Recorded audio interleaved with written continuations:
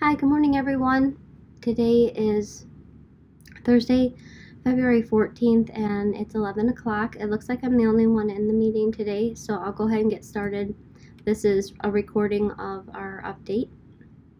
I have 5 updates for you today, and I haven't received any questions, so there won't be any Q&A portion unless someone joins late and has a question.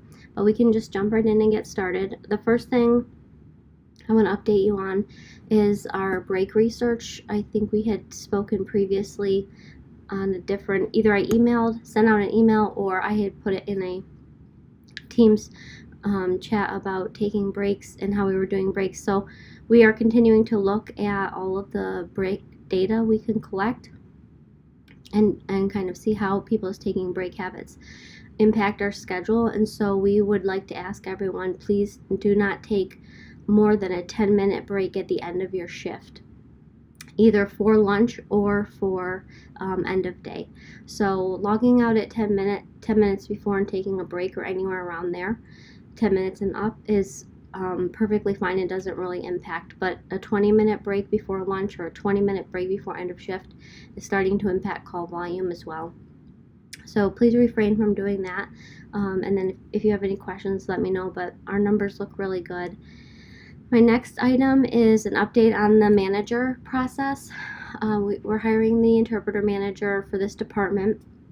We have completed all 17 interviews. It was an enormous amount of time involved in getting everyone interviewed, and we'll be getting second round interviews later, well, not tomorrow, but next week.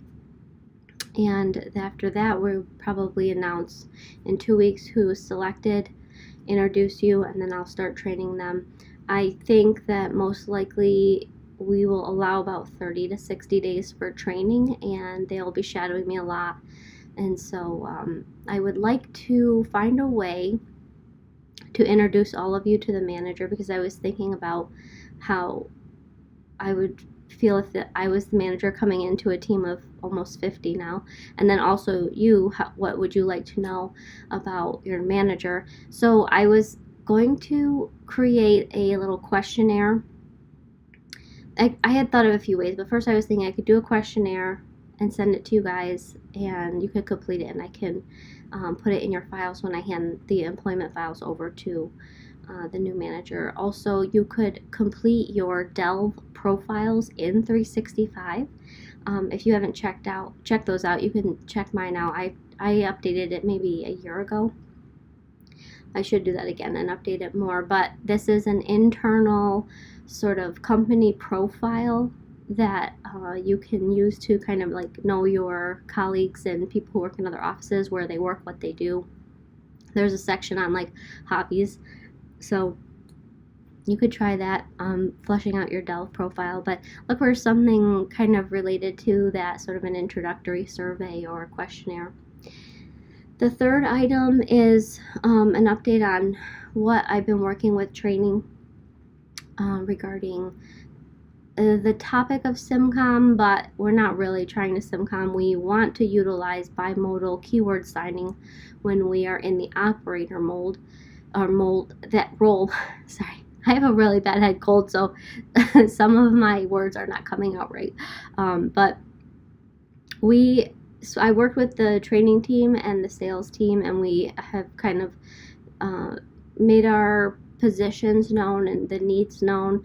I was able to find a lot of good research from the college professor. I forget her name now, but she did the task analysis for VRS work, and there was some good stuff in there that I was able to draw from about the operator role, and then also the NAD's standards for medical interpreting VRI. They have a ton of different points in there about, acceptable standards for VRI systems used in medical fields, medical settings. So I was able to pull from a lot of that, and I found the team to be very receptive. We kind of also discussed that the signing in the operator role is not necessarily a solution to like every challenge we meet, because the primary challenge at the start of a call is usually the fact that you are supposed to deliver the script to the client first in English and then to the client in sign language, but 9 times out of 10 the iPad is just given to the deaf client, and so it creates this awkward flow where you're just looking at the deaf person and speaking, and this is where sometimes the call falls apart, so to speak. So they're looking at redoing the call flow, and I asked them to kind of like put that in writing, and so we'll have that distributed. Any questions on that? I see we have 2 new people joining. 3 now. Okay. So my next update is on staffing needs. So we are continuing to work towards our goal of 34 FTE by April 1st, and we need about 5 to 7 more full-time staff. If we converted that into per diem, it's like 23 people. So I'm really trying to get more full-time people, and also if you would like to go full-time by April 1st, please reach out, because we have that available. And if you could continue to refer people to the program, that would be great. We have a lot of new hires coming in over the next 4 weeks. We have people starting every single Friday, so we'll be adding another 6 or so interpreters to our group, and in addition to that we need probably 5 or 6 more full-time.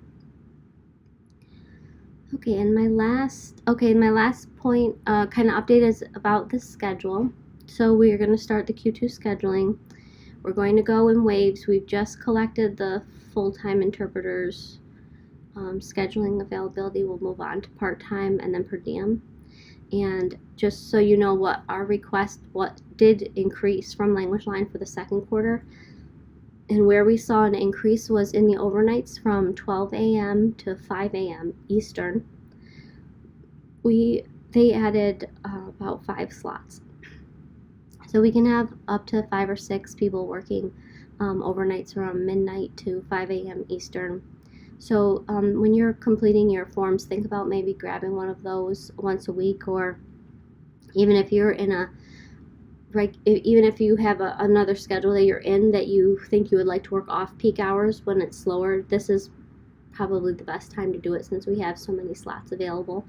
You can kind of put that in there in your form to communicate it. And then our Friday and Thursday weekdays are looking really well staffed, so we don't have a lot of Thursday and Friday weekday needs Eastern, but Monday through Wednesday we still have a lot of room. Nights are still pretty full, and then on the weekends we have about 40 to 50 hours open. So rotating weekend days is really helpful, and giving us some of that off-peak. It's always hard to see, like in the first quarter we got a big jump in weekday time, so we really needed this 3 months, we really needed a lot of support Monday through Friday between 10 and 5, 9 and 3.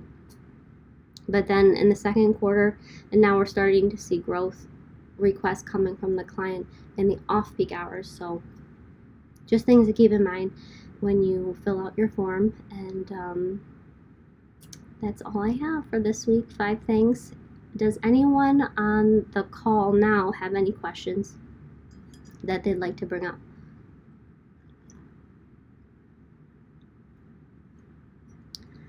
Okay. So that's pretty much the end of the meeting. Our shortest one yet. It's only 10 minutes long. So I hope everyone gets a chance to watch this and email me with questions. Look for some follow-up coming, and I will see you guys in 2 weeks. Okay? Bye.